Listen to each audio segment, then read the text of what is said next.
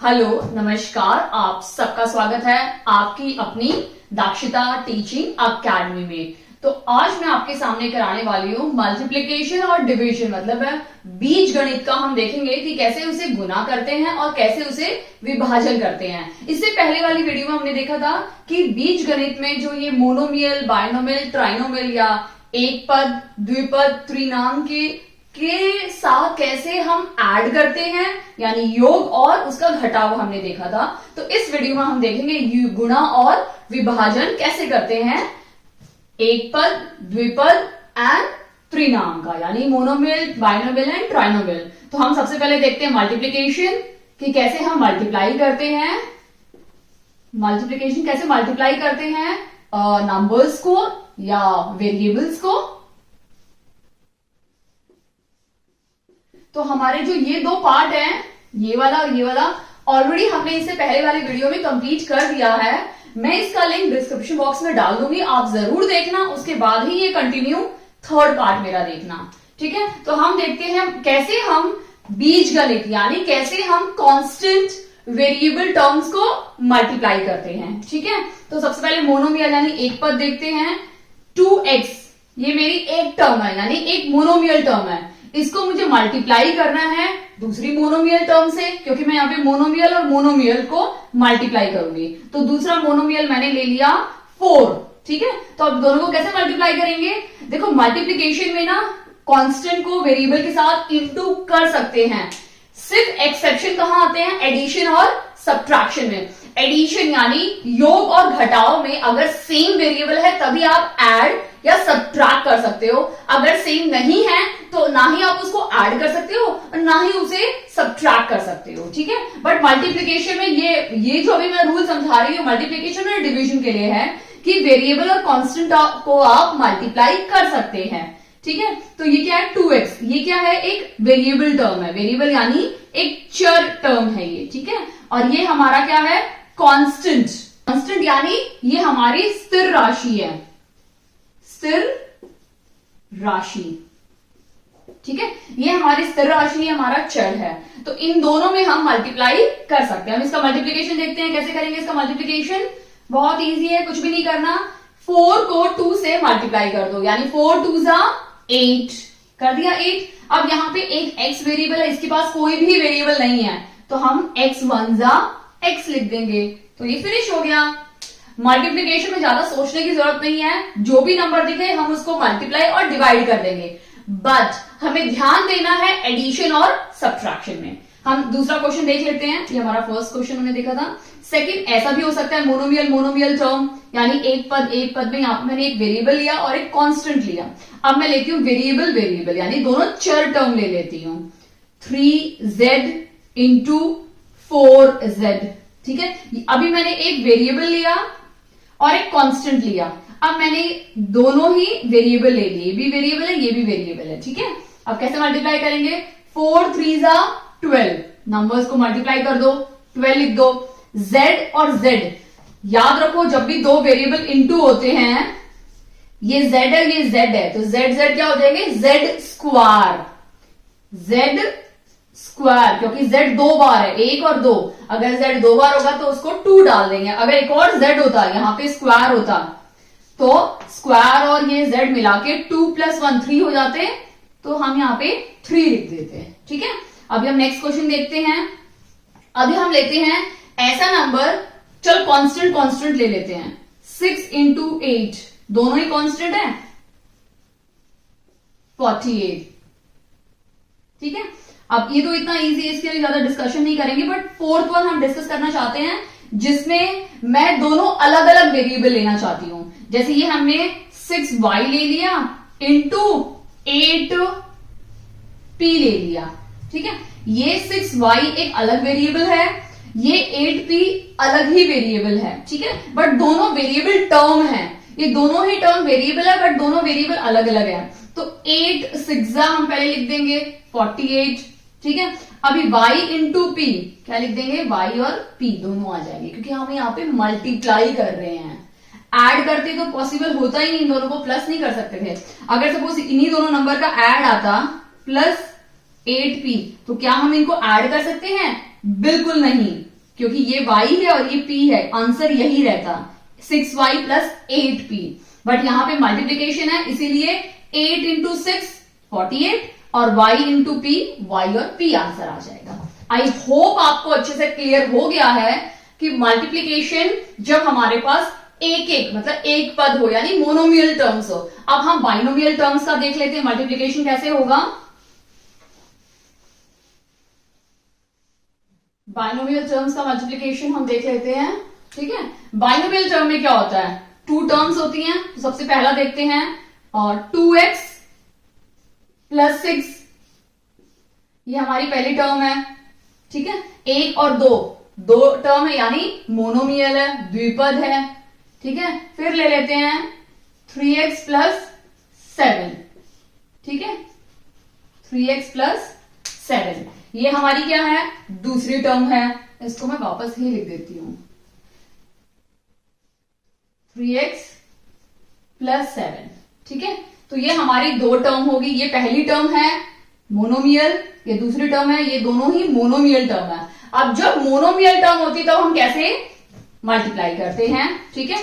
तो ये जो 2x है ना, सबसे पहले एक दोनों में से किसी एक को हम ब्रेक कर देंगे यानी तोड़ देंगे, इसके जो ब्रैकेट्स है उनको हटा देंगे।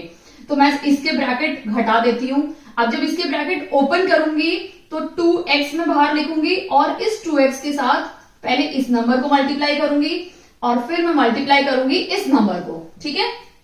उसके बाद मैं दूसरा ये 6 को मल्टीप्लाई करूंगी इसके साथ और फिर इसी 6 को मल्टीप्लाई करूंगी इस नंबर के साथ। मतलब मुझे बारी बारी दोनों नंबर को लेके पूरे दोनों नंबर से एक एक करके मल्टीप्लाई करना है, ठीक है। तो 2x लिखा मैंने और ये पूरा नंबर अंदर लिख देती हूं, 3x प्लस 7। ये समझाने के लिए ये स्टेप आप मिस भी कर सकते हो, ठीक है। 6, ये पूरा टर्म अंदर लिख देती हूं, ठीक है। आई होप आपको ये अच्छे से क्लियर हो गया है। अब हम ब्रैकेट्स ओपन करते हैं, तो इसको इसे मल्टीप्लाई करूंगी यानी 3 इंटू 2, 3 2 जा 6, ये x है और ये x है, क्या हो जाएगा, x कितनी बार है, 2 बार है यानी x स्क्वायर। अब ये साइन क्या है, प्लस है, तो मैं यहां प्लस डाल देती हूं। 7 2 जा, अब इसी नंबर को इससे मल्टीप्लाई करेंगे, 7 2 जा 14। अब इसके पास तो कोई नंबर है नहीं, कोई वेरिएबल नहीं है और यहां पे वेरिएबल है, तो x और इसके पास कुछ भी नहीं है तो 1 यानी x 1 जा x प्लस, अब इसको इससे मल्टीप्लाई करेंगे और इसको इससे मल्टीप्लाई करेंगे, ठीक है। तो क्या हो जाएगा, 6 3 जा 18x। अब ये प्लस साइन है तो यहां पे प्लस प्लस प्लस हो जाएगा। मैंने इससे पहले आपको रूल समझाए हैं कि प्लस प्लस मिलके क्या बनता है, प्लस, माइनस और माइनस मिलके क्या बनता है, प्लस, ठीक है। जब दोनों सेम साइन होंगे तो हमें प्लस मिलेगा। अब एक माइनस है और दूसरा प्लस है तो हमें क्या मिलेगा, plus minus, sorry minus plus minus. और इस बार पहला प्लस है दूसरा माइनस है तो प्लस माइनस माइनस। आपको ये ध्यान देना है, जब दोनों सेम होंगे, सेम साइन होंगे तो प्लस होगा, चाहे वो प्लस का हो चाहे माइनस का हो, plus plus plus minus minus plus, और दोनों में से एक एक साइन होगा तो आपका आंसर माइनस आएगा, ठीक है। अब 6 3 जा 18x प्लस, ये प्लस प्लस प्लस हो जाएगा। देखो फर्स्ट वन, 7 6 जा 42,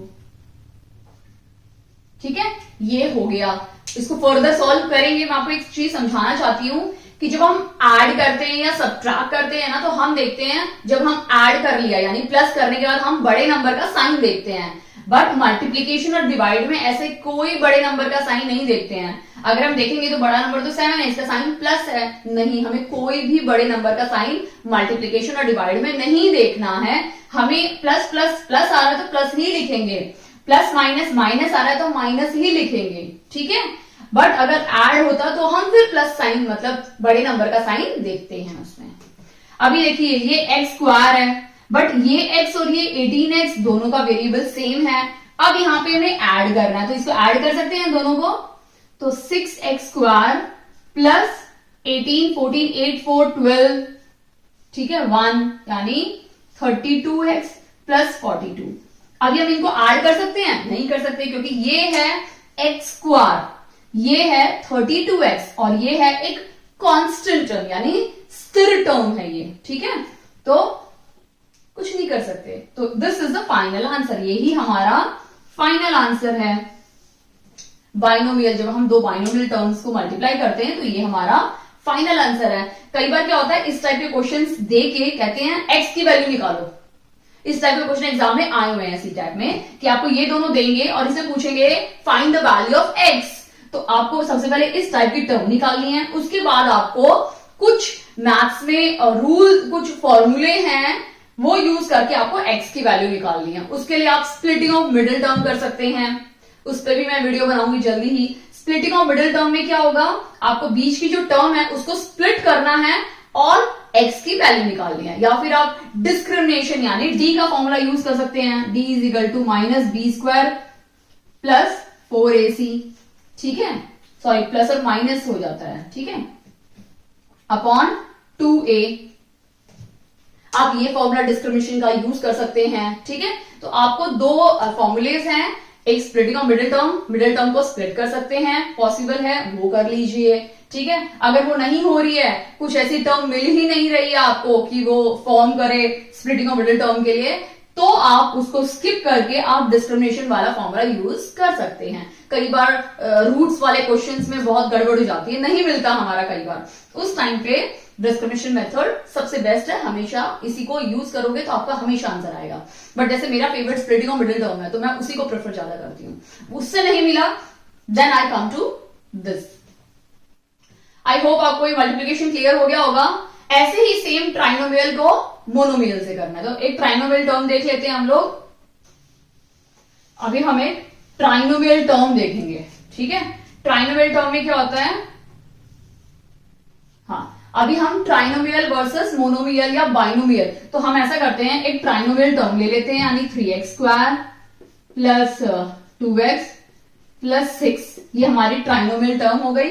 इसके साथ हम एक मोनोमियल टर्म ले लेते हैं। मोनोमियल क्या हो सकता है, 3x, ठीक है। आप मोनोमियल भी ले सकते हैं, आप बाइनोमियल भी ले सकते हैं, आप ट्राइनोमियल को इसको इसके साथ करते तो और ज्यादा लॉन्ग सोल्यूशन हो जाता, लेकिन अब अगर हम मोनोमियल के साथ करेंगे तो भी आपको पता चल जाएगा कि एग्जैक्टली क्या मेथड है, ठीक है। अब मैंने ये है मेरी ट्राइनोमियल टर्म है, ठीक है, यानी त्रिनाम है, और ये मेरी मोनोमियल टर्म है यानी एक पद है, ठीक है। इनको हमें जो मल्टीप्लाई करना है, कैसे मल्टीप्लाई करना है मैं समझा देती हूँ। इसी तरह से आप एक मोनोमियल टर्म को भी कर सकते हैं। तो ये क्योंकि एक ही टर्म है तो इसको इससे मल्टीप्लाई करेंगे पहले, फिर इसको इससे करेंगे और फिर इसी नंबर को इससे करेंगे, ठीक है। तो इसमें अगर आपको ऑलरेडी है, अगर आपको ओपन दो नंबर होते तो एक बार उसके साथ लिखना पड़ता है, एक बार उसके साथ लिखना पड़ता है, बट यहाँ पे एक ही नंबर है तो स्ट्रेट अवे हम मल्टीप्लाई कर देते हैं। 3 3 9, यहाँ पे एक स्क्वायर है और ऑलरेडी इसके पास भी एक x है, तो x स्क्वायर और x यानी x स्क्वायर डॉट डॉट मतलब मल्टीप्लीकेशन होता है x, तो ये क्या हो जाएगा 2 है और यहाँ पे 1 है, तो 2 + 1 3। आप देख रहे हैं मैंने यहाँ पे 3 को लिख दिया। तो ये एक एक्सपोनेंशियल फॉर्मूला है जिसमें जब आपका बेस सेम होता है ना और मल्टीप्लीकेशन साइन होता है बीच में, तो हम पावर्स को ऐड करते हैं यानी प्लस करते हैं। तो मैंने यहाँ पे क्या किया, आप पावर को ही ऐड किया, x का x लिख दिया बेस सेम और पावर को 2 + 1 कर दिया, तो 2 + 1 3 हो जाएगा ना। तो ये भी एक एक्सपोनेंशियल फॉर्मूला है, a power x into a power y, ये वाला एक फॉर्मूला है। क्या हो जाएगा, जब बेस सेम होंगी तो बेस हम लिखेंगे और पावर को ऐड कर देंगे। पावर ऐड तब करेंगे जब मल्टीप्लीकेशन साइन होगा, बट अगर यहां पे डिवाइड है तो पावर्स को हम क्या करेंगे, माइनस करेंगे, ठीक है। तो ये फॉर्मूले कुछ मैं आपको दे दूंगी डिस्क्रिप्शन बॉक्स में, आपको समझ में आ जाएगा, ठीक है, या फिर आप यहां से भी कॉपी कर सकते हैं, ठीक है। अभी आपको ये समझ में आ गया, तो ये क्या हो जाएगा 3 3 9 और x स्क्वायर और x क्या हो जाएगा x क्यूब। अभी साइन प्लस है तो मैं प्लस डाल देती हूँ। 3 2 6, x इंटू एक्स क्या हो जाएगा x स्क्वायर प्लस 6 3 18 और x। तो ये हमारा फाइनल आंसर है। क्या मैं इनको ऐड कर सकती हूँ, बिल्कुल नहीं, क्योंकि ये क्यूब है, ये स्क्वायर है और इसका कुछ भी पावर नहीं है, तो पावर 1 है, तो ये सब वेरिएबल अलग अलग है, तो इनको मैं ऐड कर ही नहीं सकती हूँ, ठीक है। तो this is the final answer. चलो हम एक मोनोमियल के साथ भी ले लेते हैं इसी सेम इक्वेशन को, ठीक है। हम मोनोमियल के साथ कर लेते हैं, तो आपको मोनोमियल का भी टर्म समझ में आ जाएगा कि मोनोमियल टर्म आएगी तो क्या करना है हमें, ठीक है। अब मैं एक मोनोमियल टर्म ले लेती हूँ, 3 नहीं लूंगी इस बार, I take some other number, 7x + 2, ठीक है।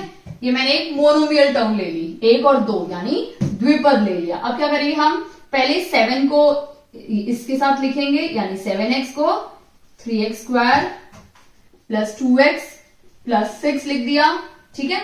फिर हम लिखेंगे प्लस, क्योंकि 2 के आगे साइन क्या है, प्लस, 2 लिख दिया, और ये पूरा ब्रैकेट सेम मैं रिपीट कर दूंगी, ठीक है। आई होप आपको अच्छे समझ में आ गया।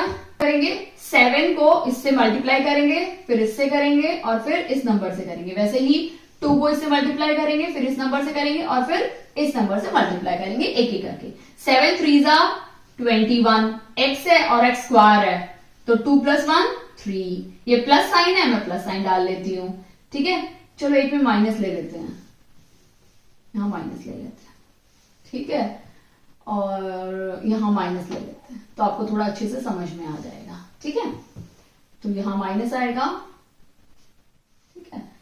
अगर यहां माइनस है, सॉरी वहां चेंज करना पड़ेगा, माइनस, ये प्लस है, ठीक है। तो अभी 7 2 = 14, और ये x है और x है, x² हो जाएगा, माइनस 7 6 = 42x। इतना समझ में आया। अब हम नेक्स्ट नंबर देख लेते हैं, प्लस 3 2 = 6x, यहाँ पे स्क्वायर है और यहाँ पे कोई भी नंबर नहीं है, कोई भी, बिकॉज ये कांस्टेंट टर्म है, तो सिर्फ स्क्वायर हो जाएगा। फिर ये प्लस साइन है, यहां माइनस है, हाँ माइनस डाला है मैंने, ठीक है। 2 2 = 4 और x, ठीक है, प्लस माइनस माइनस, 6 2 = 12, ठीक है। अब ये देखो, ये क्यूब है, किसी के साथ मैचिंग नहीं कर रहा है, बट ये जो 14x है, x² है, और ये 6x² है, तो इनको हम सम कर सकते हैं। ये 4x है और ये 42x है, इन दोनों को भी कर सकते हैं ना, बाकी 12 को भी कुछ नहीं कर सकते, तो हम फाइनल आंसर लिख लेते हैं 21x³। अब ये प्लस है और इसका साइन भी प्लस है, तो दोनों को क्या करेंगे, प्लस प्लस प्लस, तो प्लस कर देते हैं, 14 + 6 20x², ठीक है। और ये माइनस है, ये प्लस है, तो प्लस माइनस माइनस। अब ये मल्टीप्लीकेशन यहां पे कुछ भी नहीं है, ऐड और सब्ट्रैक्ट है, तो हमें बड़े का नंबर देखना पड़ेगा, ठीक है। तो प्लस माइनस माइनस हो गया, यानी 42 में से 4 माइनस करना है, तो 38 हो गया, 38x - 12, ये 12 है वो लिख दिया, बट 4x और 42x में बड़ा नंबर 42 है, तो उसका साइन माइनस है, तो हम माइनस डाल देंगे, तो ये हमारा फाइनल आंसर है। आई होप आपको अच्छे समझ में आ गया है कि कैसे हम सब्ट्रैक्ट करेंगे मोनोमियल को, बाइनोमियल को, और ट्राइनोमियल के साथ मोनोमियल भी हमने देखा और बाइनोमियल भी देखा। ट्राइनोमियल भी सेम मेथड है, एक और बन जाता और तीनों को देखते, तो जो कॉमन होते सेम वेरिएबल वाले होते हैं, उनको ऐड या सब्ट्रैक्ट, क्वेश्चन को देख लो, साइन को देख लो, और आप कर सकते हो, ठीक है। लास्ट में क्वेश्चन दूंगी इसी पे बेस्ड, तो प्लीज आप उसको सॉल्व करना और उसका आंसर मुझे कमेंट सेक्शन में कमेंट करके जरूर बताना। अभी हम नेक्स्ट देख लेते हैं डिवीजन, यानी हमने हमारा जो मल्टीप्लिकेशन पार्ट है वो भी कंप्लीट हो गया है। अब हम डिवीजन यानी विभाजन देखेंगे, ठीक है। अगर आपको इन बिटवीन कोई भी प्रॉब्लम आता है तो आप मुझे प्लीज शेयर कीजिए, तभी मुझे समझ में आएगा और मैं उनपे वीडियोस और क्लियर बना पाऊंगी, ठीक है। नेक्स्ट हमारा टॉपिक है डिवीजन यानी विभाजन। डिवीजन,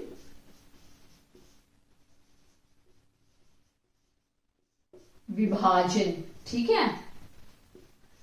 अभी डिवीजन का हम क्वेश्चन देख लेते हैं। सबसे पहले मोनोमियल, ठीक है। मैंने लिया 40x² ले लिया, जिसको हम डिवाइड करेंगे 4x के साथ, ठीक है, क्योंकि ये भी एक मोनोमियल टर्म है, ये भी एक मोनोमियल टर्म है, तो हम क्या करेंगे, डिवाइड को कैसे लिखेंगे, 40x², ये जो 4 है इसको नीचे लिख दो, 4x लिख सकते हैं ना हम लोग नीचे, ठीक है। अब ये जो इसके पास x² का मतलब ये है x इंटू एक्स है इसके पास, तो एक x कट गया, 4 10 40 कट गया, तो क्या बचा 10x। 10x इसका फाइनल आंसर है। समझ में आया, मोनोमियल हमेशा इजी हो जाती है क्योंकि एक एक सिंगल वर्ड होते हैं, ना तो प्लस का झंझट है ना माइनस का झंझट है, ठीक है। सेकंड देख लेते हैं हम लोग, अलग वेरिएबल होगा तो 20xy डिवाइड बाई 4x, ठीक है। यहां पे मैंने दो वेरिएबल साथ में ले लिए, ये भी हो सकता है ये भी आ सकता है। चलो एक और ले लेती हूं z, ठीक है। अब इनको कैसे करेंगे, 20xyz डिवाइड बाई 4x, ठीक है। अभी जो x है ये x के साथ कट गया, 4 5 20 हो गया, क्या बचा 5yz, ये इसका फाइनल आंसर है 5yz, क्योंकि y और z का तो कुछ भी नहीं है ना डिनोमिनेटर में, तो कैंसिल होंगे ही नहीं, ठीक है। तो आई होप आपको अच्छे समझ में आ गया मोनोमियल टर्म्स का। अब हम बाइनोमियल टर्म्स को देख लेते हैं कि बाइनोमियल टर्म्स में कैसे करना है। अब हम बाइनोमियल टर्म का देखते हैं, सेकेंड बाइनोमियल में क्या लेते हैं, क्या लें हम लोग, x plus y whole cube ले लिया मैंने, ठीक है। दो टर्म यानी बाइनोमियल, इसको हमें डिवाइड करना है x प्लस वाई के साथ, ठीक है। इस टाइप के क्वेश्चन भी आ सकते हैं, ये भी तो बाइनोमियल है 1 और 2, ये भी बाइनोमियल है 1 और 2, बट अगर इसको स्प्लिट करते हैं तो आपको ट्राइनोमियल टर्म मिल जाएगी, ठीक है। तो हम क्या करेंगे, x plus y whole cube लिख दिया और x प्लस वाई। अब ये जो क्यूब है इसको हम ऐसे नहीं लिख सकते, x plus y, x plus y, x plus y, क्योंकि 3 है यानी 3 बार लिख दिया, 1 बार 2 बार 3 बार लिख सकते हैं ना। और नीचे तो क्या है मेरा x प्लस वाई ही है, तो ये और एक कैंसिल हो गया, क्या बचा 1 और 2 टर्म बच गई, तो इसका आंसर क्या हो जाएगा x प्लस वाई 2 टाइम्स 1 और 2, या फिर आप इसको भी लिख सकते हो आंसर में। समझ में आया। नेक्स्ट क्वेश्चन देख लेते हैं, एल्जेब्रा में बहुत इजी है, आप बहुत अच्छे मार्क्स स्कोर कर सकते हैं अपने सीटेट में एल्जेब्रा में, बस आपको थोड़े थोड़े ट्रिक्स पता होना चाहिए ऐड और सब्ट्रैक्ट के। डिवीजन के बाद मैं एक्स्ट्रा क्वेश्चन कराने वाली हूं आपके साथ, जो अक्सर सीटेट में बहुत बार पूछे गए क्वेश्चन हैं। नेक्स्ट क्वेश्चन हम देख लेते हैं, एक और डिवीजन पे बाइनोमियल टर्म का, 3x प्लस 6, ठीक है, उसको हम डिवाइड करते हैं 3 से, ठीक है। एक हमने बाइनोमियल ली और एक हमने मोनोमियल टर्म ले ली, कैसे लिखेंगे 3x प्लस 6 अपॉन 3, ठीक है। कई बच्चे ऐसा भी करते हैं 3 1 बस आंसर क्या लिखेंगे x प्लस 6, क्या ये सही है? बिग नो, बिल्कुल गलत है। तो हम कैसे सॉल्व करेंगे उसको, हम लिखेंगे 3x प्लस 6 डिवाइड बाई 3। अभी देखो ये भी 3 है और ये 6 है, यानी ये दोनों ही 3 की टेबल में आते हैं, तो हम इनमें से कॉमन ले लेंगे। कैसे कॉमन लेंगे, मैं 3 को कॉमन ले लेती हूं बाहर, तो अंदर क्या बचेगा, अगर ये 3 बाहर चला गया तो अंदर क्या बचा, ये बाहर चला गया, अंदर क्या बचा x, प्लस साइन है, प्लस साइन। अब ये 6 में से एक 3 बाहर चला गया, और 6 को हम लिख सकते हैं ना 3 2 6। अगर ये 3 नंबर ही बाहर चला गया तो इसके पास क्या बचा, अंदर सिर्फ 2, तो 2 लिख देंगे, और डिवाइड बाई 3, तो ये 3 3 कट गया, क्या बचा x प्लस 2, ये इसका फाइनल आंसर है, ठीक है। आई होप आपको बाइनोमियल टर्म्स अच्छे से क्लियर हो गई हैं। अब एक ट्राइनोमियल टर्म का देख लेते हैं और फिर हम एक्स्ट्रा क्वेश्चन देखते हैं जो अक्सर सीटेट में क्वेश्चंस आते हैं, ठीक है।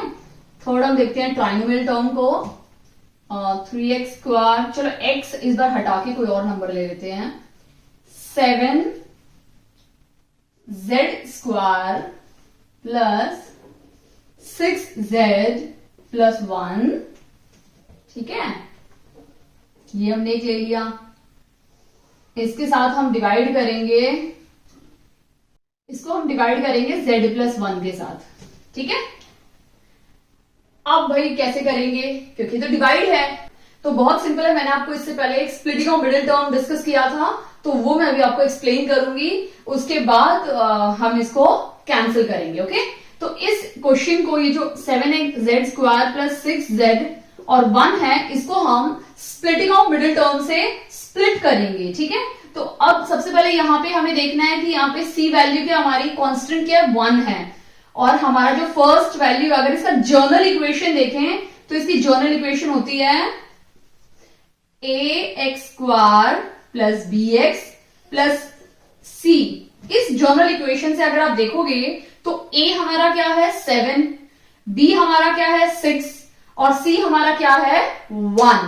ठीक है, इसीलिए मैं c a b बोल रही थी। तो हमारी जो c टर्म है वो 1 है, a टर्म हमारी 7 है और b टर्म 6 है। तो हम क्या करेंगे, ये टर्म हमेशा क्या होनी चाहिए, नहीं होनी चाहिए। ठीक है, अगर ये नहीं होगी तो ये बहुत इजीली आप सॉल्व कर सकते हो एक दूसरे मेथड से, जो मैं आपको अपने नेक्स्ट वीडियो में एक्सप्लेन करूंगी। क्योंकि यहाँ पे 7 है इसलिए मैं इसको दूसरा वही सेम मेथड है, बट थोड़ा सा 2 टाइप के क्वेश्चन आ जाते हैं इसमें। ये दूसरा टाइप मैं आपको बता रही हूं। सबसे पहले हम क्या करेंगे, 7 को 1 से मल्टीप्लाई करेंगे इन दोनों नंबर को। ठीक है, तो हमारा जो प्रोडक्ट है वो क्या हो जाएगा, 7 × 1 यानी 7, और जो हमारा जो सम आएगा वो क्या होना चाहिए, 6।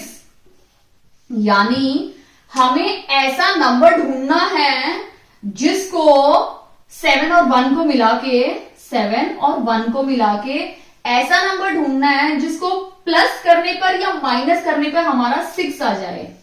ठीक है, तो 7 + 1 करेंगे तो 8 आ जाएगा, और 7 - 1 करेंगे तो 6 आ जाएगा। तो ये बेटर है ना, ये और ये इस पे मैच भी हो रहा है, 6 आ रहा है, तो हम ये यूज करेंगे 7 - 1। ठीक है, तो मैं क्या करूंगी, 7z² को ऐसे लिख दूंगी।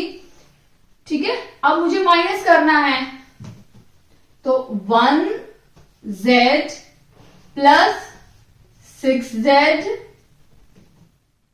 सॉरी यहां पे minus 1z plus 7z plus 1, यानी 7 और 1 को माइनस किया तो 6 मिल गया, 7 और 1 को इंटू किया तो हमें 7 मिल गया। 7 × 1 = 7 और 7 - 1 यानी हमें 7 × 1 = 7 किया तो हमें 7 मिल गया, यानी हमें प्रोडक्ट 7 मिल गया, और 7 - 1 किया तो हमें 6 मिल गया, यानी सम 6 मिल गया। यानी ये दोनों ही, ये जो 2 नंबर है दोनों को ही एप्लीकेबल है, मल्टीप्लीकेशन का भी फिट है और सब्ट्रैक्शन वाला भी, यानी सम वाला भी फिट है, मतलब सूट कर रहा है।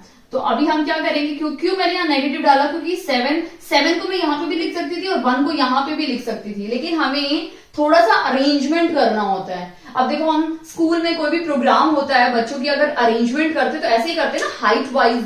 ऐसा तो नहीं कि बस आओ बच्चे और बैठ जाओ, तो क्या होगा, बड़े बच्चे हैं वो तो भाई आगे बैठ जाएंगे क्योंकि उनको प्रोग्राम देखना है, छोटे बच्चे बेचारे कुछ नहीं बोल पाएंगे तो पीछे बैठेंगे, तो ये तो सही नहीं है ना, पीछे वाले बच्चों को दिखेगा ही नहीं। इसीलिए आप कभी भी देखना, कोई भी ओकेशन हो, कोई भी फंक्शन हो, चेयर्स ऐसे डाली जाती हैं, या फिर तो आजकल ऑडिटोरियम हो गया है, कम हाइट, फिर हाइट बढ़ती जाती है, उसमें तो आप कैसे बैठ जाओ, कोई प्रॉब्लम नहीं है। लेकिन अगर एक ही हाइट है, एक ही प्लेटफॉर्म है, तो उस पर क्या होगा, छोटे बच्चे पहले बैठेंगे, फिर बड़े बड़े बड़े बड़े हाइटर लोग बैठते जाएंगे, और फिर लास्ट में लोगों को खड़ा ही कर देते हैं कि चलो अभी सीट भी नहीं है और आप खड़े होकर एंजॉय कर लो।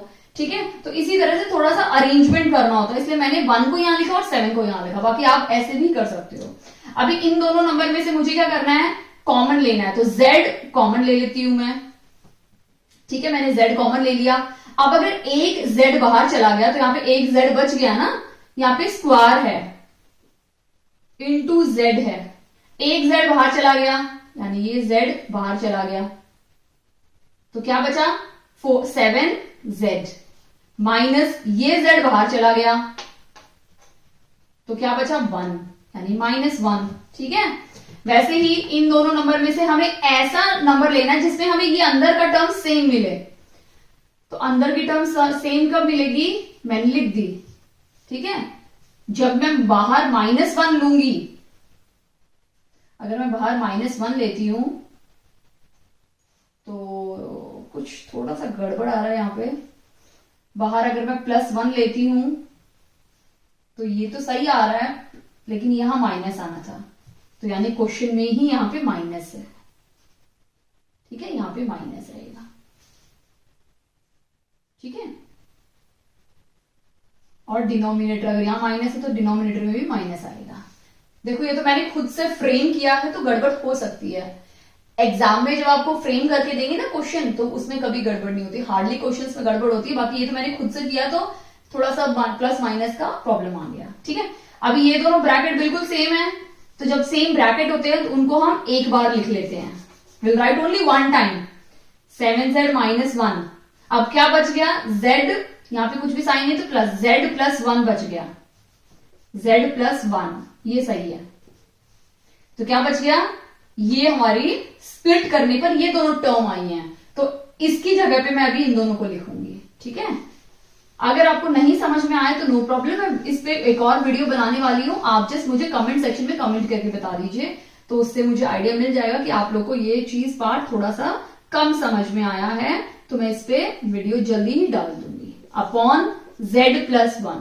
ठीक है, तो जो ये मैंने स्प्लिट करके बताया था उसका ये आंसर था ना, तो मैंने यहां लिख दिया। ठीक है, अब ये और ये कैंसिल हो जाएगा, तो अंदर क्या बचाएगा, 7z - 1। तो ये हमारा फाइनल आंसर है। आई होप आपको अच्छे समझ में आ गया होगा कि ट्राइनोमियल टर्म को कैसे मल्टीप्लाई करना है या डिवाइड करना है, मोनोमियल को कैसे करना और बाइनोमियल को कैसे करना है। अब हम कुछ एक्स्ट्रा क्वेश्चन ले लेते हैं जो सीटेट में अक्सर पूछे गए हैं और बहुत इंपॉर्टेंट और आते ही हैं, तो आपके पास कोई ऑप्शन नहीं है, आपको समझना ही है इन क्वेश्चंस को। हम क्वेश्चन नंबर 1 देखते हैं। क्वेश्चन नंबर 1 क्या है, if a³ + b³ = 72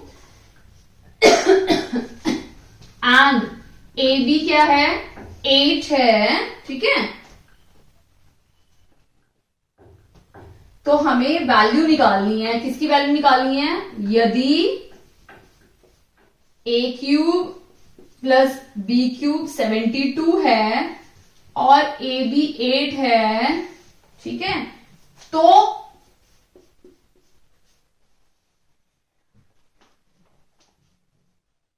a³ + b³ का मान क्या है, ये हमारा क्वेश्चन है। ठीक है, क्वेश्चन में क्या बोला है कि a³ और b³ क्या है, 72 है, हमें वैल्यू निकालनी है, find the value of a³ + b³ की वैल्यू निकालनी है। ठीक है, हमें क्या फाइंड करना है, a³ और b³ की वैल्यू फाइंड करनी है। ठीक है, अब इसका सॉल्यूशन देखते हैं, बहुत सिंपल है, हम इन्हीं में से आंसर निकालेंगे। तो सबसे पहले क्या बोला है, AB 8 है। ठीक है, अब बहुत सिंपल है, देखो इसका सॉल्यूशन करना इससे बेटर है, जो मैं ट्रिक बता रही हूं आप वो ट्रिक यूज करके आंसर निकाल सकते हैं, 110% आपका आंसर निकलेगा।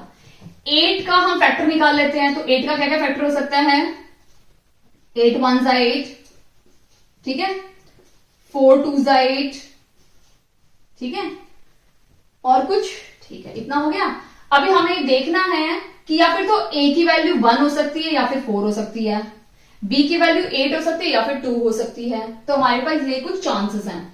दूसरा क्या बोला है कि a³ + b³ क्या है, 72 है। अगर हम 1 वाला लेते हैं तो उसे पुट करेंगे तो वैल्यू बहुत बड़ी निकल जाएगी, क्योंकि 8³ काफी बड़ा नंबर मिल जाता है हमें, तो ये तो पॉसिबल होगी ही नहीं। तो हम इसको देख लेते हैं, सेकंड वाली को। फर्स्ट तो वैसे ही कैंसिल हो गई, मे भी शायद सेकंड मिल जाए, 64, ठीक है, और 8 72, ये मिल गया, यानी सेकंड वन है। इसका मतलब A की वैल्यू क्या है, 4 है, और B की वैल्यू क्या है, 8 है। सॉरी, हमें A + B की वैल्यू निकालनी है, सॉरी, ठीक है। तो A और B, A क्या है 4 और B क्या है 2, सिंपल। हमें A मिल गया 4, B मिल गया 2। अब हमें क्या निकालना है, फाइंड A + B। तो A + B का आंसर क्या मिल जाएगा, A क्या है 4 + 2 यानी 6 इसका सही जवाब है। 6 6 का आंसर हो गया। देखो कितना सिंपल सा है। एक और क्वेश्चन ले लेते हैं तो आपको अच्छे समझ में आएगा।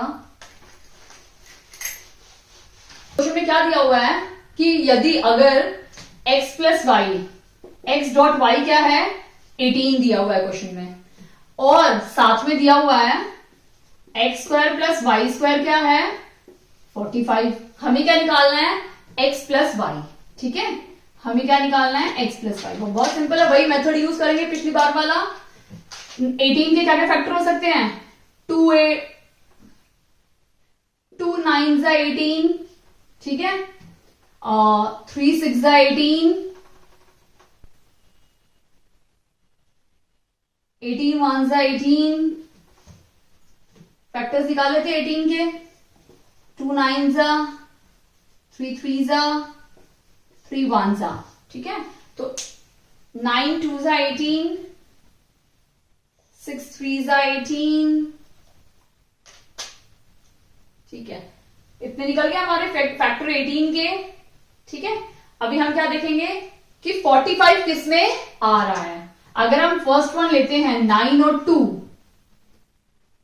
81, तो ये तो बहुत बड़ा वैल्यू निकल जाएगा क्योंकि 9 9 का 81 होता है, तो ये हमारा हो जाएगा कैंसिल।